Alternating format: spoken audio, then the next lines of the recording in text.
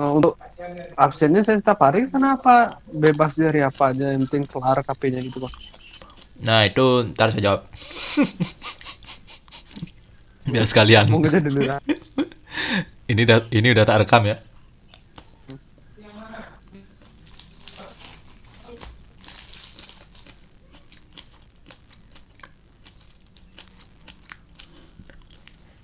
Oke deh, mulai aja.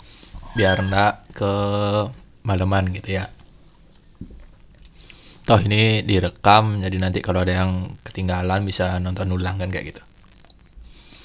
Oke, jadi selamat malam semuanya teman-teman. Jadi ini bukan kuliah gitu ya, jadi santai-santai saja. Suara saya udah kedengaran ya? Apa? Suara aman ya, suara ya. Oke, suara aman. Jadi saya sengaja matiin video. Teman-teman juga tidak diwajibkan untuk nyalain video gitu, biar hemat kuota, bisa dinonaktifkan kayak gitu. Jadi ini lebih pentingnya suaranya gitu ya. Nah, jadi meeting hari ini itu saya adakan kembali. Jadi ya hari ini adalah meeting kedua. Sebelumnya sudah pernah meeting sekali. Jadi sebenarnya ngajak mahasiswa PA saya untuk ngomongin KP. Jadi semester depan mahasiswa PA saya ini kan harusnya sudah bisa KP semua. Dia 75 SKS syaratnya sudah terpenuhi. Kayak gitu. Jadi kemarin itu yang pertama saya ngadain untuk ya tanya jawab, ngobrol-ngobrol santai gitulah, biar ada bayangan KP semester depan kayak gitu. Nah, banyak ceweknya sekarang. Ya, itu linknya saya kasih ke anak humas juga. Jadi anak humas ngajak teman-temannya kayak gitu. Kamu jangan nakal kamu. Jadi selain ke grup PA, saya juga ngasih link Google Meet ini ke anak humas. Jadi siapa tahu ada yang mau ikutan kayak gitu. Apa yang mau saya bilang tadi? Gitu ya. Jadi yang kedua ini saya adakan untuk karena ada yang nanya Pak gimana KP yang bisa dijadikan TA gitu ya. Terus TA itu apakah saya harus beda dengan TA yang sudah ada? Apa boleh bikin yang sama tapi beda tempat? Nah, ada yang bertanya seperti itu. Jadi kira-kira hari ini saya akan mencoba menjelaskan tentang KP yang mengarah ke TA dan TA itu sendiri. Seperti itu. Saya akan seperti biasa share screen untuk buka papan tulis. Saya nggak bisa soalnya kalau ngomong nggak sambil nyoret-nyoret sesuatu gitu. Kebiasaan. Eh papan tulisnya udah kelihatan ya, Yandi ya? Nih Yandi jadi asisten nih. Udah Pak, udah kelihatan Pak. Oke. Nah, jadi hari ini ada dua topik. Tapi tidak menutup kemungkinan kalau eh, memperlebar gitu ya, tapi waktunya jangan lama-lama gitu. Menjawab yaitu bagaimana KP yang bisa dijadikan TA. Lalu yang kedua adalah eh, TA itu apa itu ya. Wah ini lebih luas banget yang nomor 2 nih. Ada yang join lagi? Ada yang join? Nggak ada. Oke, nggak ada sip. Nah, saya langsung aja ke nomor 1 dulu. Bagaimana KP yang bisa dijadikan TA? Nah, KP sesuai yang kita bahas kemarin, KP itu adalah kalau yang masih ingat adanya celah untuk mengimplementasikan ilmu. Satu lagi adalah pergi ke tempat kerja untuk praktek.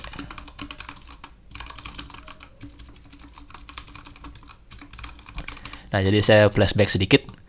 Jadi KP itu apa? Ya kamu pergi ke tempat kerja, ngapain? Untuk praktek. Praktek apa? Praktek ilmu yang sudah kamu dapat di kampus selama ini. Kamu kan semester 5 sudah dapat bekal semester 1 2 3 4. Nah, itu dipraktekkan di tempat kerja. Itu yang pertama poinnya. Nah, kalau tempat kerjanya tidak secara langsung berhubungan dengan, kalau kita komputer sedikit IT gitu ya. Jadi kita boleh pergi ke tempat non IT, tidak berbasis komputer, kantor pemerintahan, kantor desa, sekolah SD, SMP, SMA.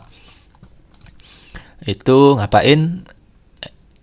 Kita bisa ke sana jika ada celah untuk mengimplementasikan ilmu. Nah, kan gitu KP kemarin di video yang pertama, di pembahasan pertama. Asal sudah memenuhi ini, berarti itu sudah bisa dianggap sebagai KP. Nah, bentar, ada yang masuk. Nah, KP itu bisa sekaligus sekali jalan gitu ya. Bisa sekaligus sekali jalan untuk menjadi topik TA, untuk menjadi bahan TA. Nah, KP seperti apa yang bisa seperti itu? Kan gitu pertanyaan temannya. Nah, jadi ini karakteristik KP gitu ya.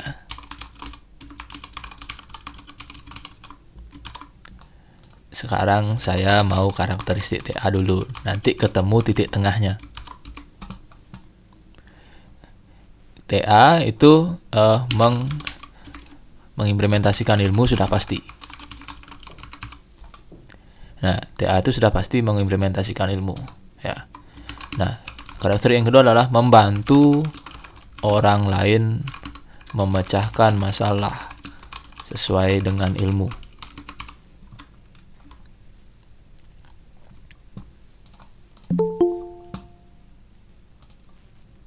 Sip. Nah, jadi kalau karakteristik KP, pergi ke tempat kerja, ngapain? Praktek. Kalau tempat kerjanya tidak IT banget, yaitu cari tempat yang ada celah untuk mengimplementasikan ilmu. Nah, TA itu sudah pasti harus mengimplementasikan ilmu.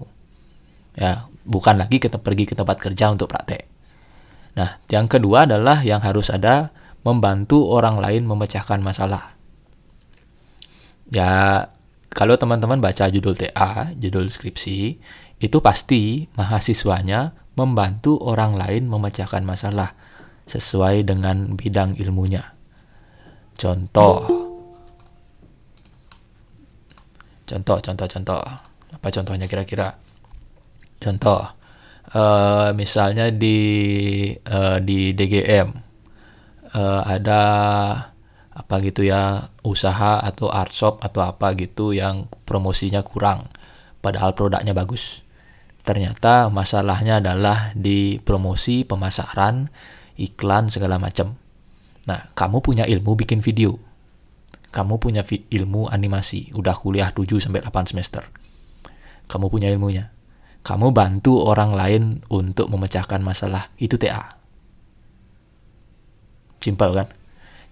Kamu datang ke tempat itu, atau kamu ya pada pasti datang kan itu ya, dapat ke situ, gali masalahnya, temukan celah untuk membantu memecahkan masalah itu, terapkan ilmumu di sana, jadi produknya, itu TA. DGM, SK, yang gini aja, yang sekarang lagi tren aja, COVID itu kan di mana-mana sekarang ada alat cuci tangan. Bukan alat ya. Keran cuci tangan. Nah, keran cuci tangan ini biasanya tempatnya di lapangan, di depan pintu masuk mall, di depannya toko, kan gitu ya, di tempat-tempat umum yang tidak selalu semuanya ada keran PDAM-nya. Kadang ada yang nyetok pakai bak, pakai ember, pakai galon. Nah, kayak gitu kan.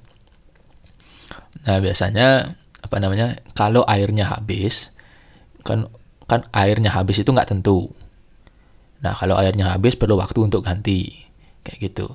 Nah, kamu di sana bisa mengimplementasikan ilmumu biar semisalnya ketika airnya habis atau lagi seperempat, yang punya galon, yang punya tempat cuci tangan itu dapat notifikasi. Jadi dia nggak perlu ngecek tiap 1 jam sekali, tiap setengah hari sekali, tiap apa gitu. Jadi secara otomatis dia dapat notifikasi. Ya, kalau bak airnya 1, kalau banyak gimana? Kan gitu ya. Jadi lumayan membantu memecahkan masalah orang. Bisa yang dipantau, bisa air, bisa sabunnya, sabun cairnya itu, seperti itu. Nah, itu TA. MTI. MTI mungkin masih di zaman COVID. Sekarang masalah apa sih?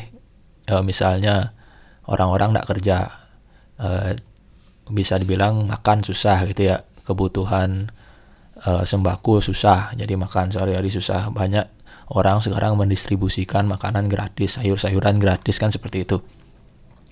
Nah, misalnya kamu menemukan masalah distribusinya tidak merata. Orang yang udah dapat bantuan besoknya dapat bantuan lagi. Orang yang ternyata perlu bantuan tapi datanya nggak gini. Nah, mungkin kamu di sana bisa bikin sejenis aplikasi atau program software gitu yang membantu orang-orang yang ingin mendistribusikan distribusikan bantuan. Ngawur nih. Jadi udah malam ngobrolnya agak selengean. Nah, tapi intinya maksud dari contoh-contoh tadi adalah nih, ini TA. Jadi kalau ditanya apakah TA itu harus beda, apakah TA itu proyeknya sama tapi beda tempat, itu tidak ada jawaban ya dan tidaknya. Jika sudah membantu orang lain memecahkan masalah, itu TA. Ya, saya ulangi, jika yang kamu lakukan adalah membantu orang lain memecahkan masalah sesuai dengan ilmumu, gitu ya. Kamu ya SK ya jangan bikin video kan gitu ya. Ini ya, ada kata kuncinya sesuai dengan ilmu, ya udah itu TA. Cuma ya tentu nggak sesederhana satu kalimat ini kan gitu ya. Masalahnya itu ada kategori seperti ini.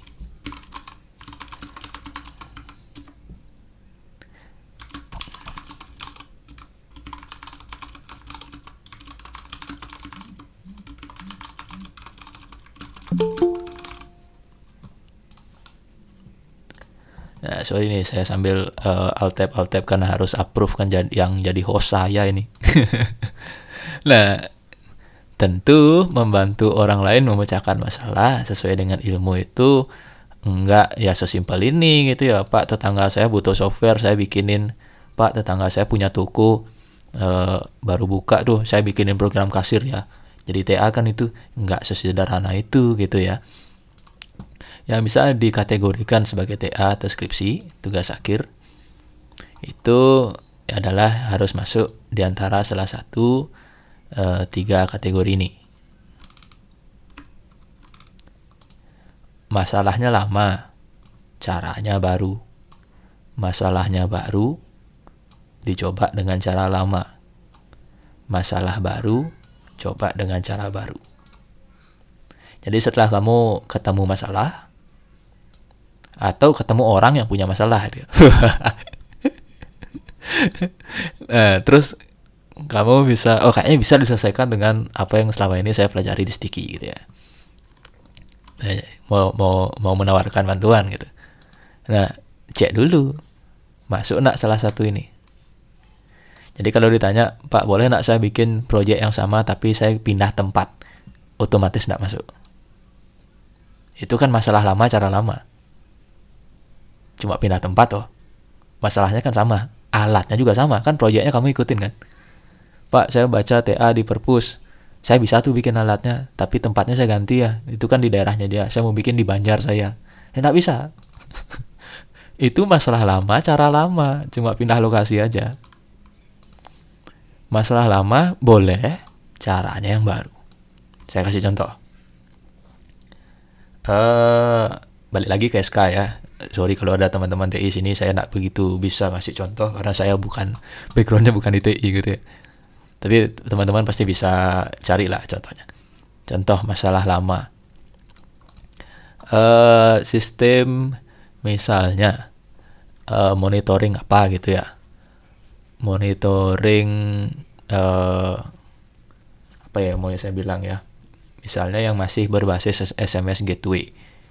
Monitoring misalnya ya keramaian lah, atau jumlah orang di dalam suatu ruangan. Seperti itu. Nah, sistem monitoringnya itu masih menggunakan cara lama, pakai SMS gateway, pakai modem, pakai pulsa, seperti itu. Nah, masalahnya masih sama, yaitu monitoring orang gitu ya, monitoring keramaian, seperti itu yang diangkat kembali, cuma pakai cara baru. Ya, jadi nggak pakai SMS, pakai IoT misalnya. Ya, jadi monitoringnya bisa secara online lewat website. Bisa jadi TA. Masalahnya lama. Masalahnya kamu ambil dari punya orang. Bisa. Ya, monitoring makanan ikan. Ya, sebelumnya orang bikin pakai SMS. Ya sudah, sekarang makanan ikannya divisualisasikan jadi bisa dilihat dari web. Cara baru kan? Bisa jadi TA. Itu dulu ya, karakteristik TA yang pertama. Masalah lama, cara baru. Nah, yang kedua, masalah baru, caranya lama. Masalah baru, yang baru-baru banget. Ini saya ambil contoh yang agak canggih ya. Deteksi orang pakai masker sama enggak. Jadi menggantikan tugas si security di depan untuk ingatin pakai masker. Kalau orangnya nggak pakai masker, pintunya nggak mau kebuka. Masalah baru kan, sebelumnya nggak ada face recognition orang yang pakai masker. Kayak gitu, mungkin baru deteksi ini cowok, ini cewek. Kayak gitu misalnya, ini deteksi wajah lalu dia prediksi umurnya berapa gitu misalnya. Sekarang deteksi wajah pakai masker atau enggak pakai masker. Lalu dikaitkan dengan pintu mall mungkin, pintu kampus, pintu kelas atau apa gitu bisa terbuka, tertutup. Pakai cara lama. Masalahnya baru. Detek orang pakai masker apa enggak? Pakai cara lama. Cara lama itu bisa saja pakai hardware yang lama dulu. Ya. Ada sensor deteksi wajah atau kamera yang baru banget rilis 2019-2020. Ya. Kamu mungkin belum nyampe ilmunya di situ. Saya pakai coba-coba dulu dah Pak, pakai webcam aja. Kayak gitu misalnya.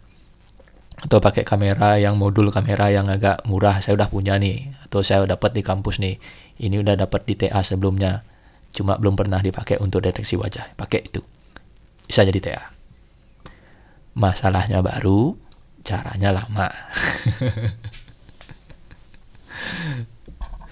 Yang ketiga adalah masalah baru, cara baru. Wah, yang ini udah pasti jadi TA, ya. Detek orang, detek wajah, pakai masker atau enggak pakai masker. Pakai cara baru, udah paling canggih, udah pasti jadi TA. Kayak gitu ya. Mau bikin peta sebaran COVID di Panjer dan sekitarnya, pakai cara yang baru. Misalnya apa gitu teknologinya yang baru-baru, ya udah oke. Peta sebaran COVID, lalu pakai cara yang lama. Pakai sistem informasi geografis atau apa, atau input manual, mungkin kalian-kaliannya disuruh input, jadi datanya lebih up to date, bisa cara lama. Seperti itu. Jadi untuk menentukan apakah yang saya buat itu bisa masuk ke tugas akhir, itu pertama cek dulu apakah itu memecahkan masalah, bisa diri sendiri atau orang lain, biasanya orang lain sih. Lalu sesuai dengan ilmu, lalu sudah ketemu masalahnya, sudah ketemu solusinya, sebelum action, itu cek dulu dia masuk di 3 filter ini. Nah, itu dulu untuk TA. Ya, saya singkat dulu, nanti kalau ada pertanyaan dilanjut lagi. Nah, ke intinya sekarang, gimana bikin KP yang bisa jadi TA, kayak gitu kan. Nah, di sini mau nggak mau di depan tuh rencananya harus kuat. Kamu ibarat membangun rumah atau ibarat membuat strategi untuk, ibaratnya kamu sekarang semester 5, TA semester 7, semester 8. Kamu nih hari ini harus berpikir matang-matang, betul-betul ya. Setidaknya sampai 1-2 tahun mendatang. Mau tidak mau harus seperti itu. Ya. KP yang tidak bisa dijadikan TA, kamu berpikirnya 1 semester aja. Ya, ke kantor pemerintahan nih, bikin pemetaan jaringan. Udah selesai.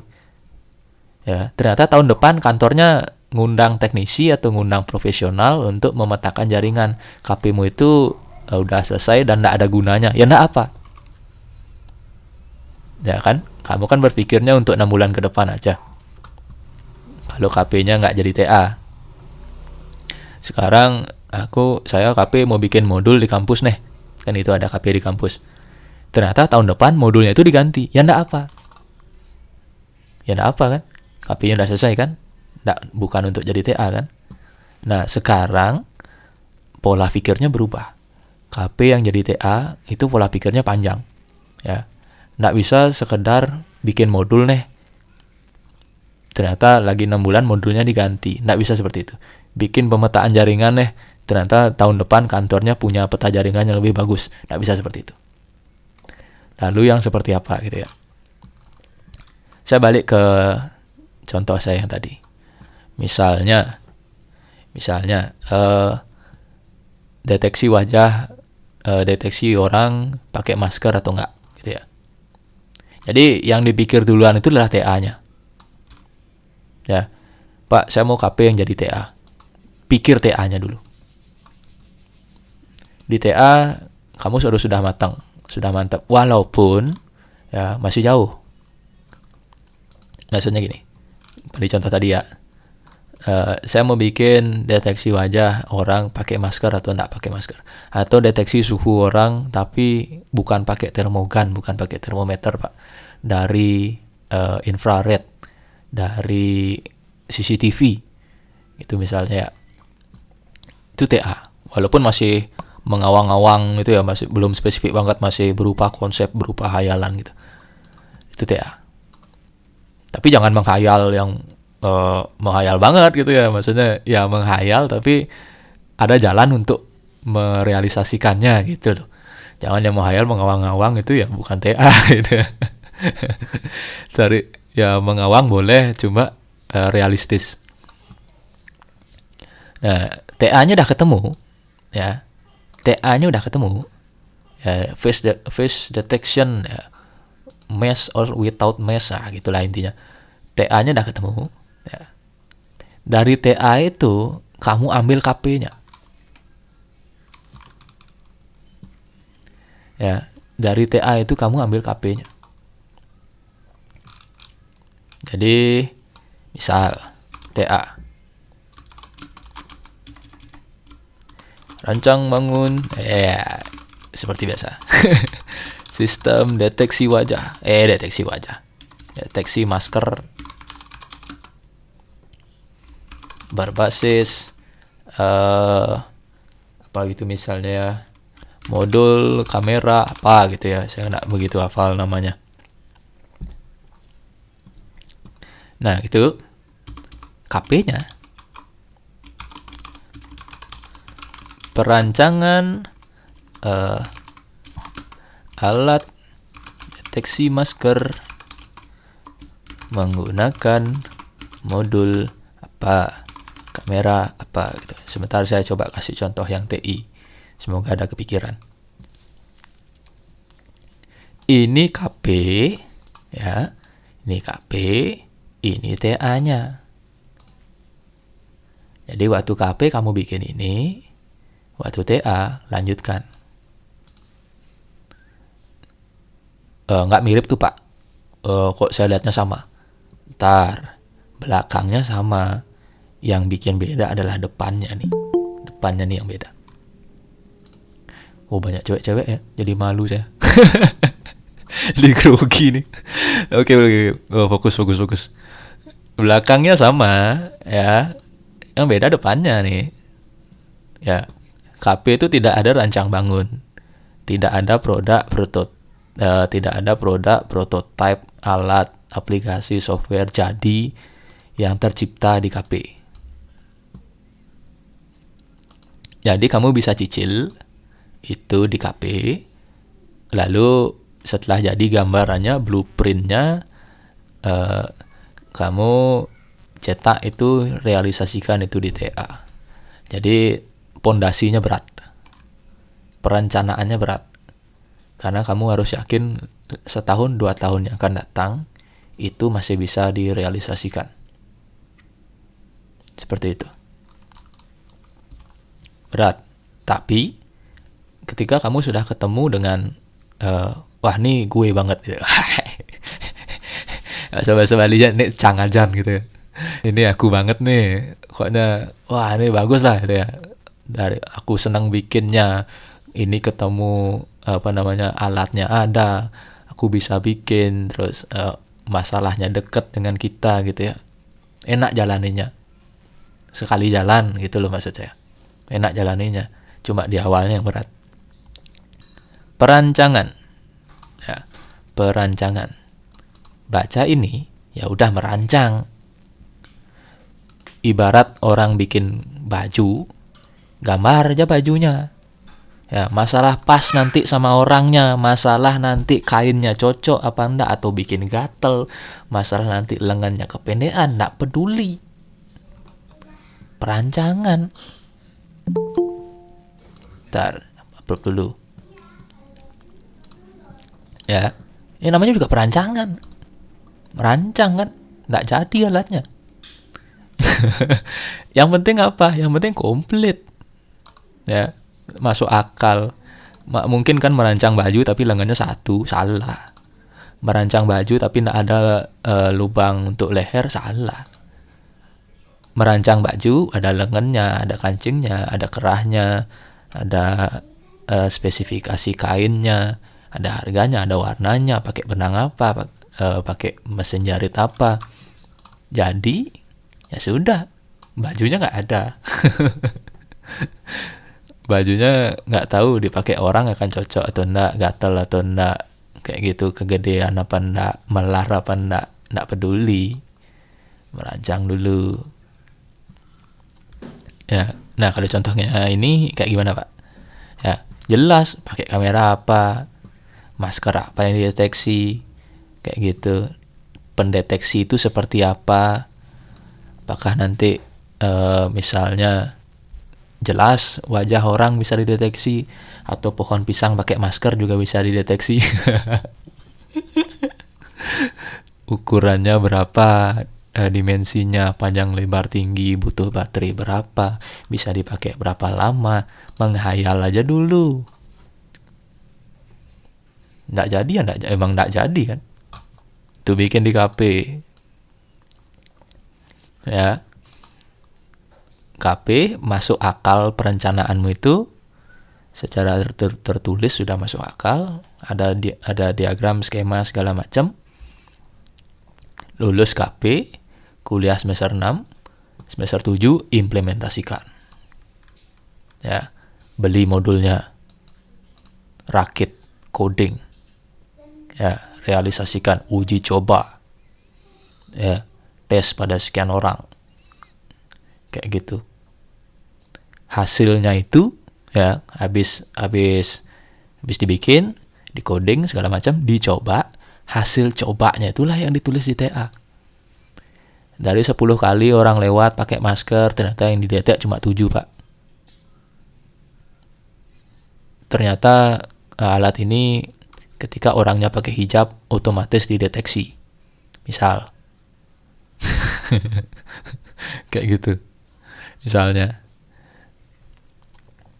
Lalu ternyata sistem alat yang dibangun dapat mendeteksi ketika jaraknya sudah 1 meter. Lebih dari 1 meter tidak mampu dideteksi. Laporan. Ya. Ngelapor apa yang kamu temukan. Ngelapor. Itu kata kuncinya. Jujur. Ya.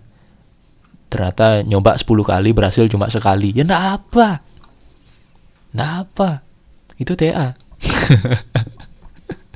Enggak apa, bukan berarti nyoba 10 kali harus saya berhasil, harus nih 8 sampai 9 kali biar dibilang bagus, enggak kayak gitu.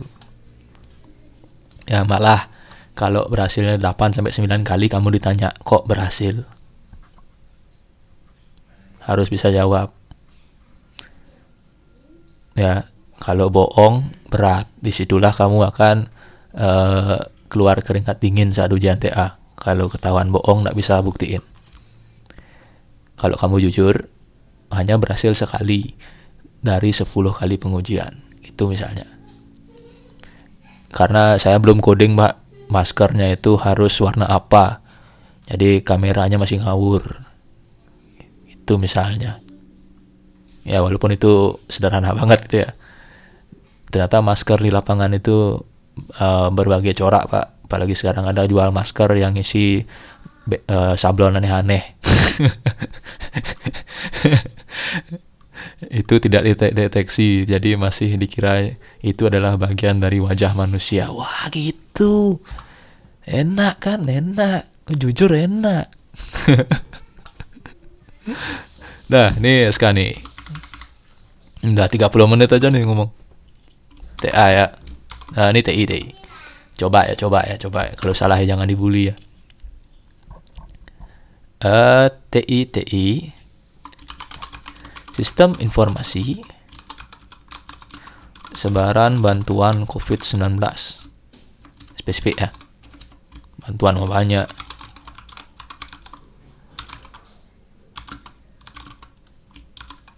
Di Panjer desa ya. Desa kelurahan ya.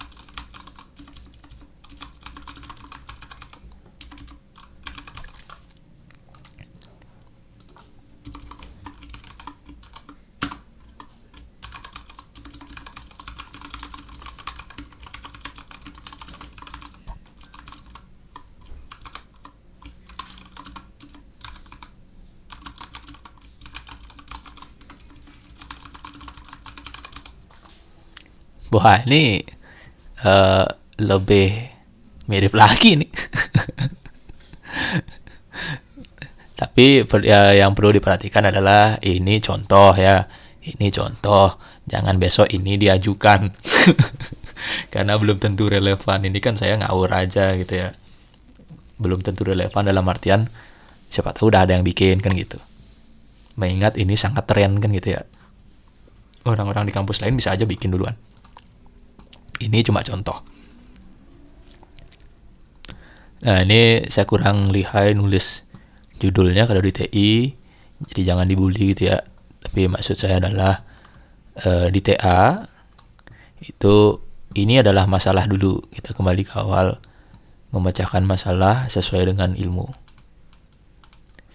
Di sini sudah kelihatan banget masalahnya apa ya. Yang dapat bantuan itu aja mungkin. Ada orang yang tidak dapat bantuan ya, lalu si penyebar bantuan, si pemberi bantuan tidak punya data. Masalah tuh ya. Ada orang yang tiap hari dapat mie, ada orang yang nggak dapat mie. Salah tuh. Nah jadi diperlukan sebuah sistem untuk memberitahu si pemberi bantuan yang mana aja udah dapat bantuan kan gitu.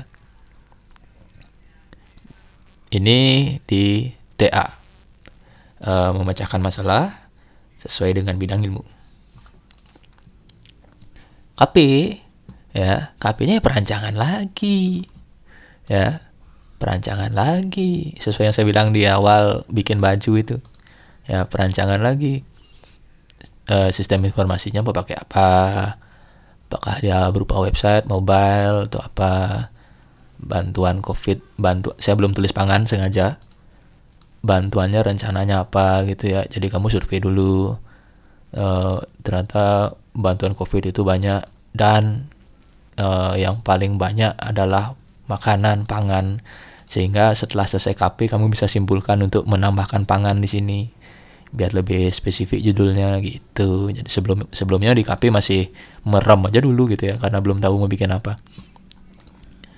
Nih misalnya kamu belum di Panjer, jadi kamu bikinnya di Desa Renon, itu mungkin.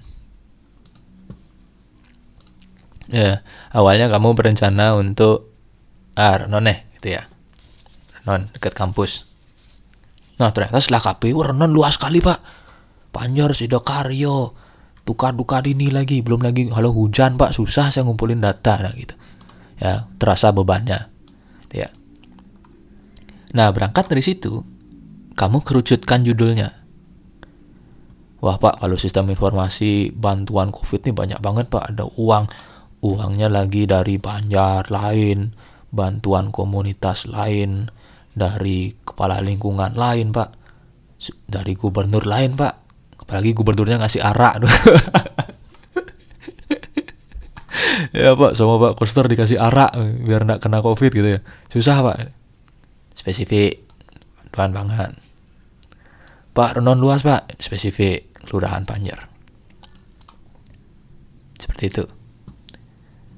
Nah, sudah ketemu mau bikin web, bikin mobile, bikin apa gitu ya. Terus nanti seperti apa visualisasinya, teman-teman TI yang lebih tahu. Nah, berangkat dari perancangan ini, dibikin, diimplementasikan, direalisasikan, udah jadi diuji. Ya, sesuai nggak dengan yang diharapkan. Setelah diuji, dilaporkan. Kayak gitu. Ternyata terbukti sebaran bantuan sistem informasi yang dibuat efektif untuk memberitahu apa gitu ya. Hati-hati dengan laporan. Kalau nulis kata efektif, berhasil, sukses, dan kata-kata sifat lainnya itu harus ada angkanya. Harus ada angkanya. Kalau tidak kamu diserang gitu sama pengujinya. Dari mana kamu bisa bilang ini efektif? Ini kan menurutmu. Wah, mati kamu. Ya, contohnya sistem yang dibangun itu tergolong berhasil dengan menggunakan ini hanya mampu mendeteksi 7 dari 10 serta dari kuesioner yang disebarkan kepada gitulah. Jadi ada kata sifat berhasil, sukses, efektif segala macam yang didukung dengan angka 7 dari 10, 70%, 75%, seperti itu. Nah, ini tidak bisa kamu bilang sistem informasi yang saya bangun efektif, berhasil, sukses, kalau tidak ada angkanya. Kayak gitu, ini saya kayak saya ngobrol ngawur ngidul sana kemari ya. Ya tapi tidak apalah. Ini namanya juga ngasih insight gitu ya, ngasih inspirasi. Nah, kira-kira kayaknya segitu dulu, ini udah hampir 45 menit biar kita tidak kelamaan. Sekarang kayaknya tanya jawab aja. Ada yang ingin ditanyakan dulu? Teman-teman silakan, kalau mau ngobrol di unmute aja. Kalau nggak ngobrol diketik aja boleh di kolom chat. Santai-santai aja, ini bukan kuliah ya. Silakan. Pertanyaan. Ini saya nggak bikin lagi ya video seperti ini, maksudnya meet seperti ini.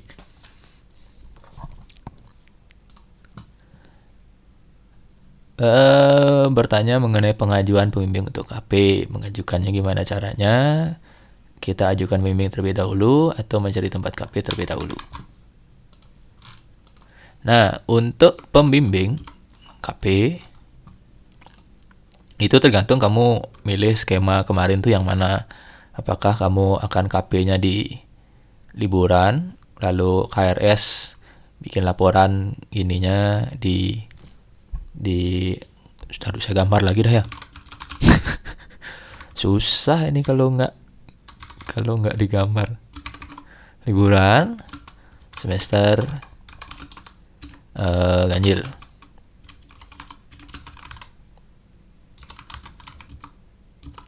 Ini melaksanakan KP.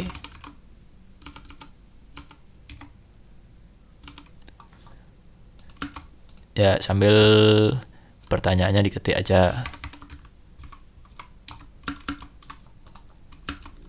Ini KRS bikin laporan ujian. Atau di sini tidak melaksanakan KP. Di sini yang KRS melaksanakan KP, bikin laporan ujian. Jadi seperti yang saya kemarin bilang, ada dua skema, ada dua strategi ya, bukan skema ya. Kalau skema kan formal, strategi aja. Apa tadi Tingdung? Oh, enggak ada. Jadi ini yang pertama, sudah saya bahas kemarin. Jadi kamu KP-nya ini di liburan, ya, belum KRS, gitu ya. KP aja dulu, lalu masuk 21 September, itu awal semester ganjil depan, itu KRS, bikin laporan, ujian, selesai. Atau liburan ini kamu diam-diam aja gitu ya, menghabiskan film drakornya. Jangan tersinggung ya, bercanda ya. Teman saya juga banyak kok yang nonton drakor. Yandi juga nonton drakor. Enggak, Pak. Sorry sambil minum. Enggak, santai aja, bukan kuliah. Di liburan tidak melaksanakan KP, diam-diam aja gitu ya, cili gitu, naik sepeda ke Kintamani minum kopi gitu. Lalu di semester ganjil itu KRS. Nah, habis KRS ya KP, melaksanakan KP. Ya, sambil melaksanakan KP bikin laporan. Ya, laporan jadi ujian. Strategi ada 2. Pertanyaannya adalah menentukan pembimbing gimana. Nah, kalau milih strategi yang pertama, pembimbingnya di sini, di depan. Jadi saat kamu mau melaksanakan KP, kamu dekati salah satu dosen yang kamu rasa klik, cocok gitu ya, diajak ngobrol, nyambung gitu. Ya kalau ngobrol sih semua nyambung, cocok lah sama kamu gitu misalnya. Nah, di sini kamu janjian, Pak, Bu, saya liburan ini akan melaksanakan KP di sini, saya akan melakukan ini. Nanti semester depan saya akan KRS KP, rencananya Bapak atau Ibu saya akan jadikan pembimbing KP dengan melanjutkan topik yang sudah saya kerjakan dari liburan ini. Apakah Bapak atau Ibu bersedia? Jadi sebatas pendekatan personal dulu. Ya, mungkin akan ada penyesuaian apa yang harus kamu lakukan. Itu kan harus sejalan juga dengan dosennya. Udah cocok? Ya udah kamu KP. Jalan aja. Ya, aman, udah aman. Gak usah khawatir. Jalan aja KP. Nah, 21 September 2020 kamu KRS, udah kuliah tuh ya. Udah kuliah perdana. Sudah selesai KP-nya. Nah, kamu tinggal di kampus fokus bikin laporan agar kamu bisa ujian. Waktu KRS, kamu sudah pasti dapat dosen pembimbing yang ini. Ya. Ya 80%, 90% dapat lah gitu. Karena di awal sudah gini janjian. Kayak gitu. Kamu input aja namanya nanti di sistem. 80%, 90% pasti dapat. Pasti sama dia dan topiknya enggak berubah gitu maksudnya. Nah, kalau yang kedua, skema yang kedua, strategi yang kedua, liburan dulu, ya, jalan-jalan kemudian, kayak iklan, KRS. Nah, di KRS, setelah itu sosialisasi segala macam, administrasi KP. Nah, di sini baru kamu pendekatan ke dosennya, mengajukan, ngobrol kayak gitu segala macam di sini sebelum melaksanakan kan. Sampai deal cocok, ya sisanya sama. Beratnya adalah bukan berat ya. Bedanya kamu bikin di sini melaksanakan KP sekalian bikin laporan, dikejar waktu sambil kuliah yang lain juga kayak gitu. Intinya ya ujian. Ujungnya sama aja. Nah, kalau ditanya menentukan dosennya gimana?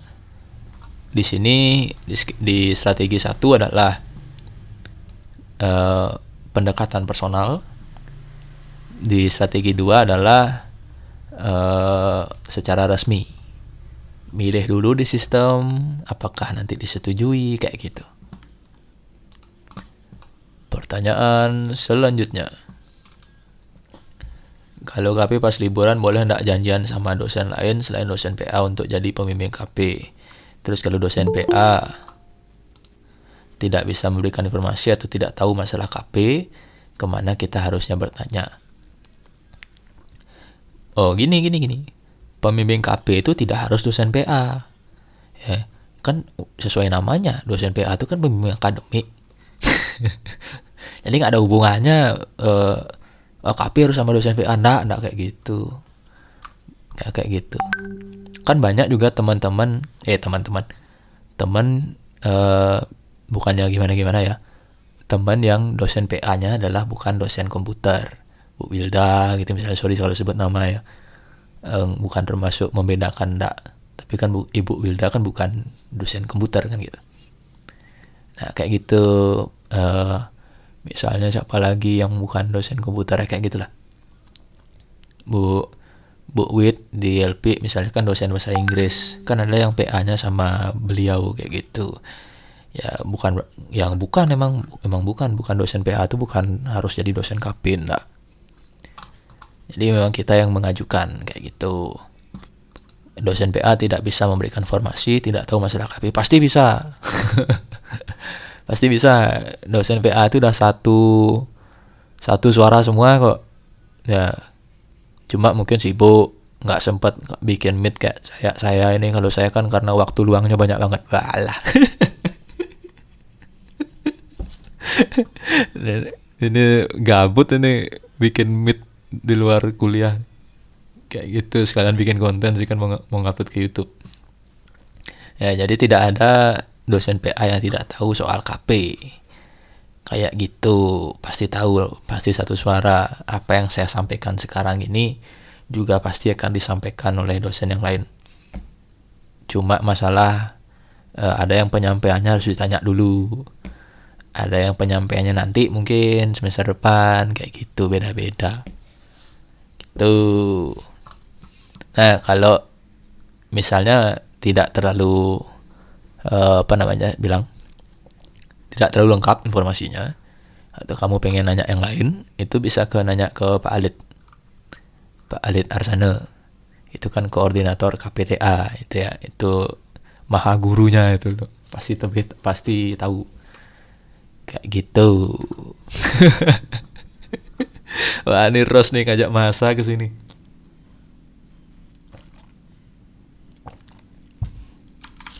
Ada lagi yang ditanyakan? Udah 9:30 nih. Ya semoga. Izin, Pak, Ya. jawaban yang tadi Apa itu? tentang pengabsenan pada KP itu, Pak. Oh ya. Kita datang setiap hari atau kita bebas ke sana kapan aja, yang penting KP kita selesai gitu, Pak. Nah, kalau pengabsenan ini, apalagi sekarang suasana COVID gitu ya. Apalagi sekarang COVID itu kayaknya itu kayaknya harus ditanyakan ke Pak Alit dulu deh, biar saya nggak salah ngomong gitu ya. Tapi gini, logikanya gini, KP itu kalau normal, kalau tidak COVID gitu ya, kan biasanya 1,5 bulan, dan itu harus full ngikutin jam kantornya Senin sampai Jumat atau Senin sampai Sabtu kayak gitu. Orang namanya juga kerja kan, ngapain kerja, praktek. Ya kamu kayak orang kerja ke situ, datang jam 9, pulang jam 5, ikutin aturan mereka atau ikutin aturan tempat kerja itu gitu. Nah, ketika ngikutin aturan tempat kerja, terus misalnya KP di Sticky kan sekarang nggak kerja dalam artian nggak ke kampus orang-orangnya. Ya kamu ikutin alur kerjanya Sticky, KP-nya bisa dikerjakan dari rumah kayak gitu. Sekarang KP di kantor pos misalnya, kantor pos tetap kerja jam 9 sampai jam 5, bahkan ada shift malamnya, kamu ikutin itu. Kayak gitu kalau ditanya soal absen, ngikutin tempat kerjanya. Cuma kalau sekarang lagi COVID, itu akan beda-beda banget tiap tempatnya spesifik. Pak, saya KP-nya di rumah sakit Sanglah. Gimana ya? Apakah tiap hari saya ke sana? Waduh berat. Besok kamu sakit dari sana kan pusing kampusnya juga. Ini akan spesifik banget, tergantung tempatnya. Kayak gitu ya. Mending nanti saya kasih nomornya Pak Alit aja, biar saya nggak salah jawab gitu ya, karena Pak Alit yang bertanggung jawab soal mahasiswa KP kayak gitu. Tapi yang perlu kamu tahu adalah kamu ngikutin jam kerja, hari kerja tempat KP-nya itu kayak gitu. Maaf Pak, lagi satu Pak. Siap. Misalnya kita yang kerja praktik di sana tuh diizinkan cuma di hari-hari tertentu aja. Padahal di perusahaan tersebut cuma kerjanya hampir Senin sampai Jumat gitu. Itu gimana jadinya Pak? Kita diizinkan cuma misalnya hari Sabtu aja di sana gitu. Itu Ya, peraturan mereka mungkin kayak itu. kalau memang seperti itu ya ikuti itu kan, kan yang bahasanya kan yang perlu kan kamu. Ya kan tidak mungkin kamu yang melawan kayak gitu, saya nak diri kan itu ya. Ya ikuti aja kalau memang di sana hanya diizinkan Sabtu. Tapi kayaknya aneh ya kalau kalau kalau tempat kafe hanya ngasih Sabtu aja. Tapi mungkin memang gitu. Ya kamu ikuti itu kayak gitu. Cuma gunakan, kalau seperti itu gunakan kesempatannya untuk bikin laporan. Ya kan Senin sampai Jumat free. Gunakan untuk bikin laporan. Lalu usahakan tiap hari Sabtu itu efektif. Efektif dalam artian bikin laporannya jalan. Lalu ketemu orang-orang penting mungkin di sana setiap hari Sabtu kayak gitu. Gitulah jadinya. Jadi kita memang ngikutin. Kalau hari Minggu disuruh masuk ya masuk hari Minggu. Kayak gitu. Kita ngikutin jam tempat kerja itu. Kayak gitu. Ada lagi, Yandi? Udah Pak, segitu aja. Misalnya kalau ada pertanyaan saya chat aja Bapaknya. Oke, siap. Sama kayak di Sticky. Pak, saya KP di Sticky aja. Seperti apa nanti KP-nya? Nah, sekarang Sticky kan dosennya nggak ke kampus. Berarti bisa proyeknya itu, media pembelajarannya itu dikerjakan dari rumah. Cuma, nah, siapa tahu dosennya ke kampus, atau orang yang kamu perlukan ke kampus, ya kamu ke kampus. Kayak gitu, ngikutin tempat kerjanya. Oke, pertanyaan lagi. Kalau kita ngambil pas liburan, bagaimana atur jadwal untuk melaksanakan KP itu? Atau ada seminar sebelum KP ya? Ini seminar apa ya maksudnya? Ini seminar apa ya maksudnya, Kadek Putri? Bisa diketik lagi mungkin seminar apa yang dimaksud? Acara seminar gitu? Oh, ini orangnya masih ada nggak? Oh, masih nih, masih. Atur jadwal melaksanakan KP. Nah, ya KP dong. Oh, sosialisasi terkait KP. Nah, untuk sosialisasinya itu biasanya mendekati semester yang akan datang. Jadi, semester depan itu kan 21 September. Lagi 2 bulan tuh. Nah, biasanya sosialisasinya itu adalah bisa dibilang H-3-nya hari Senin, Kamis, Jumat, Sabtunya itu, hari Seninnya kuliah nih. Nah, Kamis, Jumat, Sabtunya itu sosialisasi KP, seminar TA, biasanya kayak gitu. Jadi harusnya nggak akan ada bentrok. Ya kamu KP aja dulu gitu misalnya. KP-nya mulai dari sekarang kan hari Kamis nih.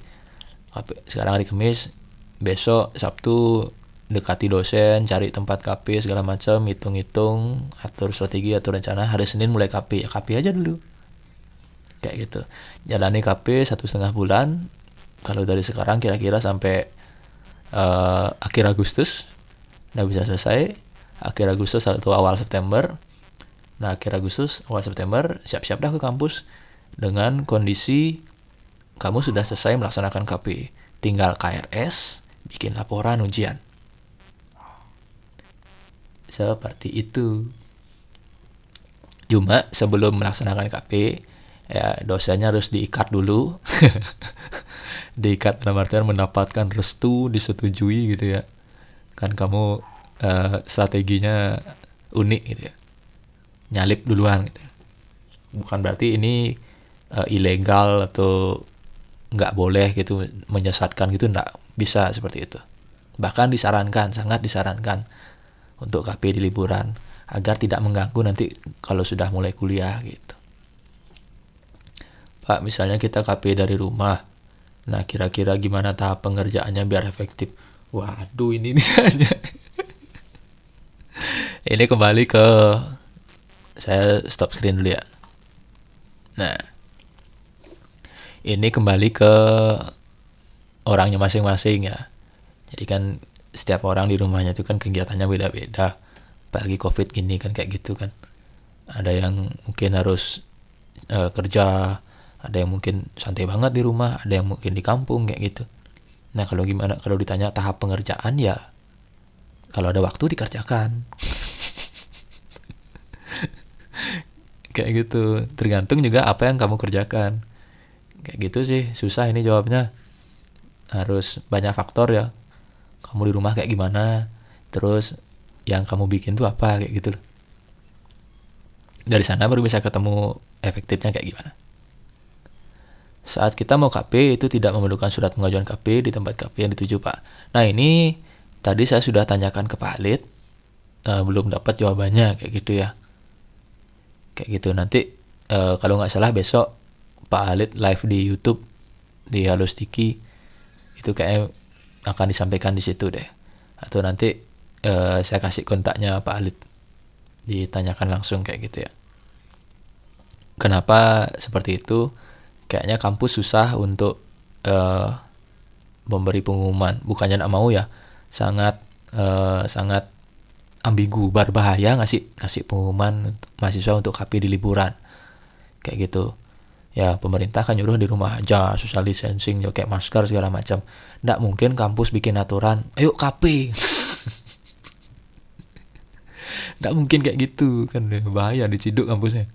Ya cuma cuma nah, walaupun aturannya seperti itu bukan berarti tidak bisa KP. Ya banyak pilihan-pilihan KP yang masih aman. Maksudnya seperti itu. Ya, contoh lah KP di kampus bisa dari rumah, aman kan? Maksudnya tidak melanggar aturan kan? Masih bisa KP kan?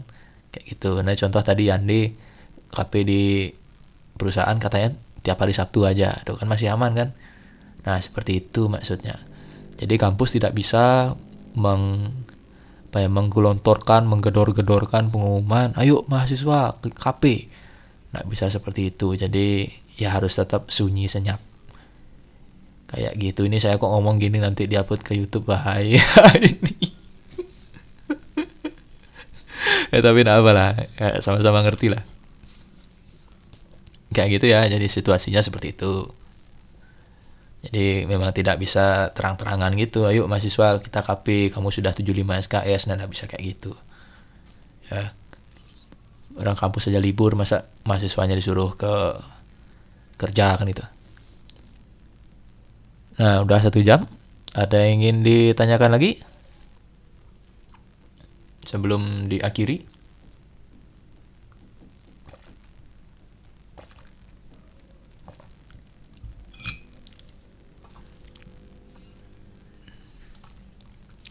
Jadi intinya saya langsung simpulkan aja ya.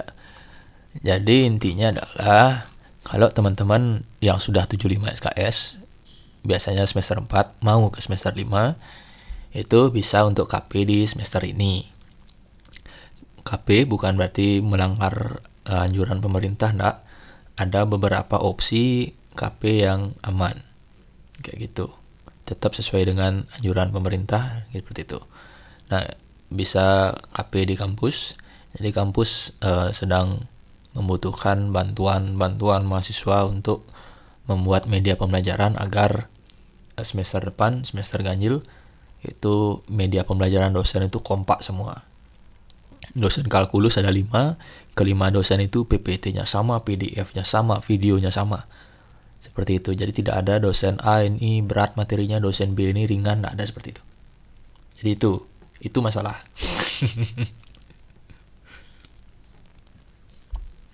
Itu di kampus sangat terbuka. Jadi teman-teman nanya aja dosen PA-nya, pasti infonya sama kok kayak saya. Kita tuh udah satu suara. Selain itu, kalau di luar kampus tetap aman. Kayak tadi ini contoh nyatanya mahasiswa saya Yandi itu ke perusahaan bapaknya, teman bapaknya bisa KP dan ternyata datangnya hari Sabtu aja. Kayak gitu, dia bisa copy liburan ini, semoga jadi gitu ya. Lalu semester depan tinggal KRS bikin laporan ujian. Seperti itu. Jadi bisa KP. Kesimpulannya situ sih.